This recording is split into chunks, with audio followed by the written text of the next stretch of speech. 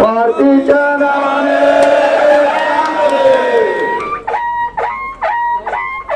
सर्वबळी यांच्या हस्ते रथाचं पूजन झालेलं आहे. यानंतर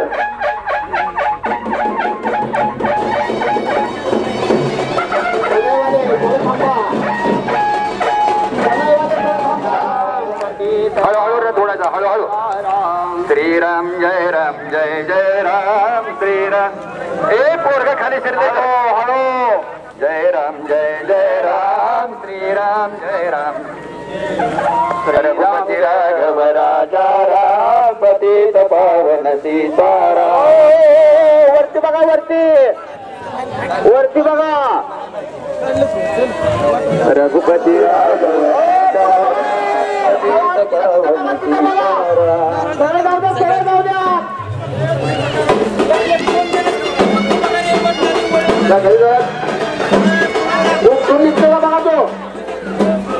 नाही काढावं लागेल ते. सुनील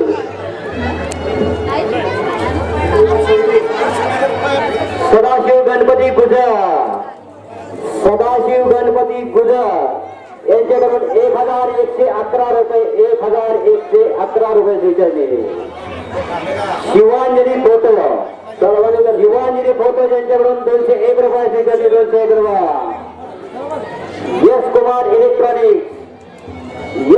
इलेक्ट्रॉनिक्स, यांच्याकडून 101 रुपये स्वीकारले. जय हनुमान केबल नेटवर्क, 201 रुपये स्वीकारले. संदीप कदम सा उपराचं चालू आहे. 51 रुपये, 51. हनुमंत जगन्नाथ घोटे सरगाई 151 रुपयाने स्वीकारले. 151 रुपये आलेले आहे. चला थोडा बोलूया.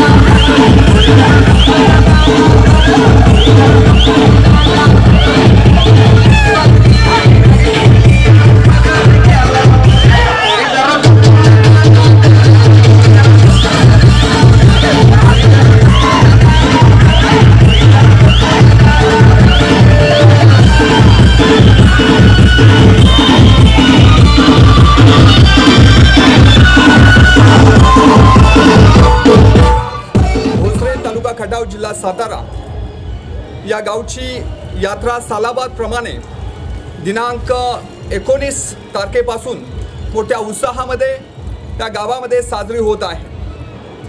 भोसरे गावचं ग्रामदैवत श्री हनुमान या हनुमान जयंतीच्या निमित्तानं भोसरे गावची यात्रा खऱ्या अर्थानं सुरू होते। हनुमान जयंतीच्या दिवशी पहाटे 6:15 वाजता पुष्पवृष्टी होते आणि या पुष्पवृष्टीसाठी भोसरे गावातील सर्व ग्रामस्थ त्याचबरोबर भोसरे गावातील जे सर्व नागरिक वेगवेगळ्या भागामध्ये स्थायिक झालेले आहेत ते सर्व नागरिक या हनुमान जयंतीसाठी अगदी आवर्जून असतात आणि अत्यंत मोठ्या उत्साहामध्ये ही जयंती साजरी होते।